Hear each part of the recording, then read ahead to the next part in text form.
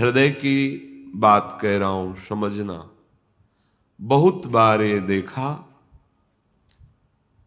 कुछ ऐसी वासनाएं होती हैं कई जन्मों की, इतनी दृढ़ होती हैं कि बहुत समय तक भजन करने पर भी, ये जब तक भगवत साक्षात्कार नहीं होता तब तक ये बनी ही रहती सूक्ष्म रूप से। अगर इनको अवसर मिल जाए तो ये पूरा वृक्ष रूप हो जाएंगे। अंकुरण वृक्ष रूप बनना देर नहीं लगता इसमें। बहुत बार प्रयास करने पर वो वासना अपने द्वारा नष्ट नहीं की जा सकती, ये देखा है। उसके लिए गुरुदेव के चरणों में, आराध्य देव के चरणों में मन से बार बार त्राहिमाम बोलकर रोना पड़ता है। ये अंदर की बात कह रहे, आगे चल के देख लेना। आर्त भाव से रोना पड़ता है, प्रभु हार गया, क्या करूं, कैसे करूं। चाह नहीं है पर वासना है। ये एक अजीब स्थिति साधन काल में देखी गई। मन से पूछ रहे तुम्हें चाह है, नहीं, पर अंदर वासना है। बड़ी अशांति का अनुभव होता। कैसे दूर होगी, क्या किया जाए। जो करना चाहिए वो तो करके हार गया, फिर भी वो जब हार गया तब पूरी दृष्टि प्रभु के चरणारविंद की तरफ गई। पर धैर्य पूर्वक, ये अनुभव की बात कहते हैं, बहुत काल तक तुम्हारा विश्वास, तुम्हारी श्रद्धा, तुम्हारा धैर्य टूटना नहीं चाहिए। कि हमने सैकड़ों बार प्रार्थना की, इतने वर्ष से मैं जल रहा हूं लेकिन मुझे शांति नहीं हुई, मेरा विकार नष्ट नहीं हुआ। धैर्य, ये शब्द याद कर लो। धैर्यवान रहना, विचलित मत होना, परिणाम में बिल्कुल निर्विकार हो जाओगे। पर वो कितना समय लगेगा ये प्रभु जाने। वो एक सेकंड में भी हटा सकते हैं। और अभिमान यदि गलित नहीं हुआ है तो कुछ समय भी लग सकता है, जलना पड़ेगा, अभिमान गलित होगा। जब आर्त भाव से पुकारोगे तब निर्विकारता की स्थिति प्रभु दे देते। फिर विकारी भोगों के बीच में रहने पर भी कोई विकार का खेल नहीं हो सकता, कोई भी इच्छा ही स्फुरित नहीं होगी, वासना ही नहीं है, चाह ही नहीं है। ये बहुत धैर्य से सुनना, ये उपासकों के लिए कह रहा हूं। आपके अंदर साधन भजन करते हुए वासना दिखाई देगी, आपको आकर्षण दिखाई देगा, उसमें दम नहीं है। वो तुम्हें परास्त नहीं कर सकती, केवल भयभीत करती रहेगी। वो भी हमारी शरणागति में बड़ी सहायक होती है, क्योंकि सब साधन करने पर अहम पुष्ट नहीं होने देती। क्या अभी देखो ये है ना, क्या अंदर से प्रश्न, क्या ये मलिन वृत्ति है ना, तो किस बात की साधना, क्या साधक हो। तो हे नाथ, अब मार्ग दूसरा नहीं, सहयोग किसी से नहीं, अपनी बात किसी से नहीं कहना। प्रार्थना है, समझ लीजिए, आंतरिक बात कह रहा हूं। अपनी स्थिति की बात किसी से नहीं कहना कि आपके हृदय में कौन सी वासना कितना स्फुरित हो रही, किसी से भी नहीं, किसी से भी नहीं। और धैर्यवान रहना, विचलित मत हो जाना। उस वासना को बढ़ावा देने वाली कोई भी दृष्टि, वार्ता, चेष्टा मत करना। और कितना भी समय लग जाए, अपनी आस्तिकता नहीं हटनी चाहिए, विश्वास नहीं हटना चाहिए। बिल्कुल निर्विकार हो जाओगे, बिल्कुल। यह गुण साधन ते नहीं हुई, तुम्हारी कृपा पाओ कोई कोई। वो कृपा उसी को मिलती है जो आर्त भाव से बलहीन होकर प्रभु को पुकारता है, नाथ मेरे बस की बात नहीं रह गई, हर उपाय करके देख लिया। सच्ची मानिए, बहुत ये विचित्र सूक्ष्म बात है, अगर समझ जाओगे तो विचलित कभी नहीं होगे।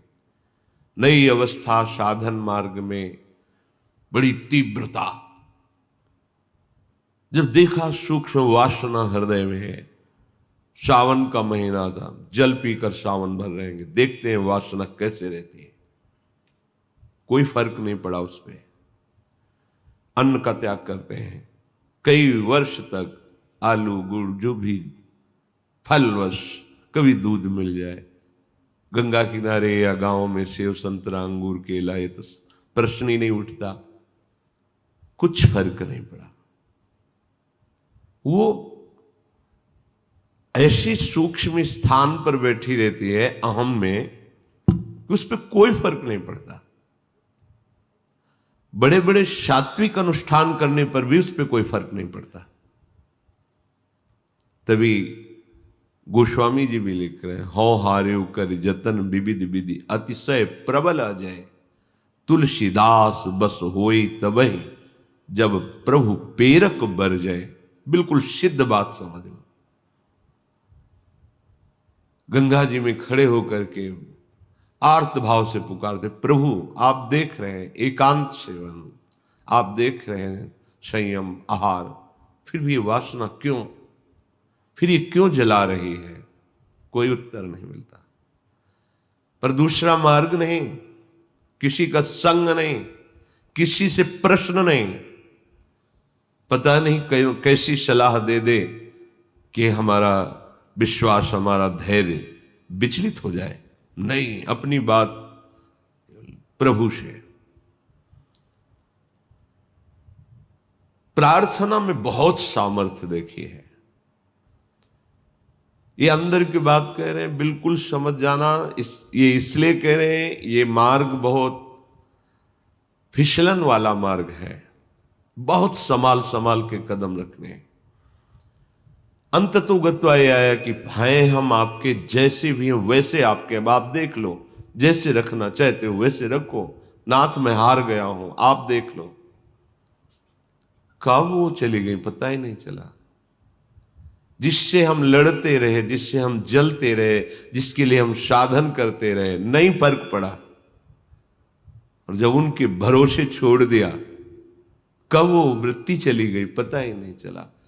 इसीलिए बात कल चिंतन में चल रही थी कि अगर कोई समझ पाए तो इसे जरूर बताएं कि ये करने से नहीं होता, ये होने से होता है। बस देख लिया, मैं आपके बनने योग्य नहीं हूं, पर जैसा हूं आपका हूं। देख लो प्रभु, आप राजी हो तो राजी, मैं जलता रहूंगा, कुमार्गगामी नहीं बनूंगा, अन्य अवलंबन नहीं लूंगा, जलता रहूंगा। आप राजी हो मेरी जलन में, जीवन भर जलाते रहो। आप देख लो, अब मेरे बस का नहीं रहा, क्योंकि वो सूक्ष्म ऐसा कि वहां कोई प्रहार ही नहीं पहुंच रहा। अंतःकरण की अहम के महल में सूक्ष्मता से वो रह रहा है। जो भी करो वो बहुत पुष्ट हो रहा है। केवल हटा या हटेगा या हट रहा है तो प्रभु की कृपा से। इसलिए बड़े बड़े महापुरुषों के वचनों में दैन्यता और कृपा शब्द आता है। दैन्यता क्वाहम तुच्छा परम मधमा, कृपा हेश वृंदावनस्य, ये वृंदावन की महिमा, ये वृंदावनेश्वरी की महिमा, वृंदावनाधीश्वर की कृपा। ये अंदर से कह रहा हूं, समझ लो, एकदम समझ लो। धैर्यवान रहना, विचलित मत होना। ये न सोचना कि इतना समय हो गया अभी नष्ट नहीं हुआ, बिल्कुल नष्ट हो जाएगा, पता ही नहीं चलेगा। जैसे आप कब जवान हुए, कोई तारीख, कोई तिथि, किस दिन आपकी दाढ़ी मूछ उगी, आपने समय तारीख, ऐसे वो घड़ी भी याद नहीं रहेगी कब आप निर्वासनिक हो गए। कभी स्मृति में आएगा, अच्छा ये तो बहुत वर्षों से जलाया, वो तो ढूंढे भी नहीं मिल रही वृत्ति, गई। देखो प्रभु की कैसी कृपा हुई, ऐसा अनुभव होता है। श्रीपाद कह रहे कि शास्त्र और गुरुदेव के वचन करोड़ों बार समझाए जा रहे हैं, तुम्हें समझ में नहीं आ रहा। जिससे लोक निंदा हो ऐसी चेष्टाएं, ऐसे आचरण, तुम क्यों संयम में नहीं रह रहे? देखो, इतना तो है कि हृदय जल रहा है, पर चेष्टाओं पर अंकुश हो